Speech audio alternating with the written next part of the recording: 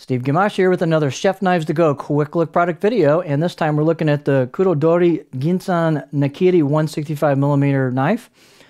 This line of knives has a core steel of what's known as Ginsan or Ginsanko or Silver 3 stainless steel. It's a high quality stainless steel used in a lot of some of the higher end Japanese knives.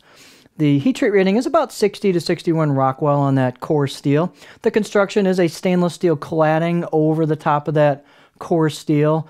And this isn't the grind line, it's just the differentiation line for how they finish the blade. The grind of the blade we'll see is actually a little more down here as the taper kind of really tapers off into the, it's kind of a gentle taper, but it does have a kind of a shoulder that convex into the edge about right there.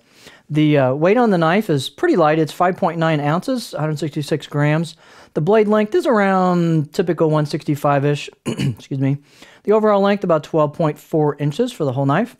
The spine thickness at the heel or chin is about 3 millimeters, and I'm going to zoom in on this so we can take a look. So it's about 3 millimeters right here above the heel, but then this Nakiri, I measured it twice in two places. It actually thins out over the length of the knife at the top of the blade, which a lot of Nakiris don't, but this one thins out to around 1.3 millimeters, so it gets pretty skinny up here, which does help when you're going through things like onions and stuff. You don't get as much lift going through because the knife isn't as thick up at the tip, shouldn't say tip, but at the top edge of the blade. So it's kind of a cool feature. It also lightens the knife up a little bit too. The blade height is about 56.6, so it's a pretty high Nakiri, nice and tall. And I measure them twice in the middle too. It's about 56.4, so it's pretty darn close.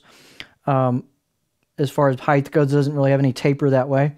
The handle type is Chef Knives to Go, kind of standard semi-custom Wenge wood with a tiger maple ferrule. Typical nice fit and finish on that. The handle install is nicely done. The circumference, it's about 3 inches right here on the ferrule wood junction.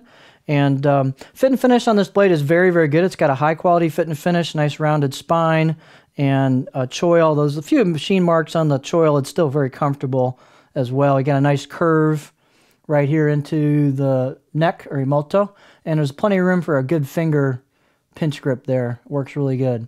The as I said, the fit and finish is quite good. You got some embossed kanji on this side, and this side's plain.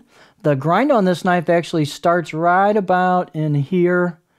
You can kind of feel it as you go down with the shoulders kind of rounding off, convexing off. So this does a nice job of kind of pushing ingredients out of the way. It doesn't push them extensively, so you don't get a huge amount of wedging in things, but it does a decent job on some things. You'll get some sticking on potatoes and such due to the smooth blade, and it's not a real thick blade. But I think they did a really good job of the grind of this knife. And things like tomatoes, it just kind of drops through them and then pulls back out, and they don't stick to the sides. But you know, some ingredients will, some ingredients won't. You'll get a little bit of wedging through things like carrots, but I think it's a good balance that they've come up with, the maker on the grind of this knife. So it makes it a good all-around performer. The edge profile is pretty typical Nakiri flat, just a touch of belly to it, but I think it's a good classic Nakiri, not super dead flat, not super curvy. Let's take a look on our high-tech demo cutting board here. So here's what it's going to look like on the board. If I try to cut myself there.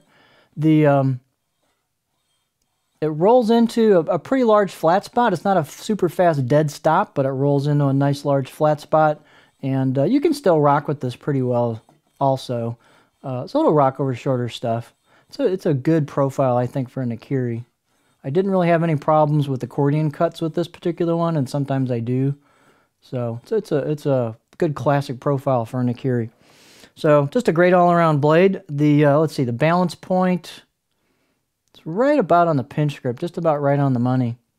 And so just a really good high quality, again, it's got a nice high quality feel to it, Nakiri.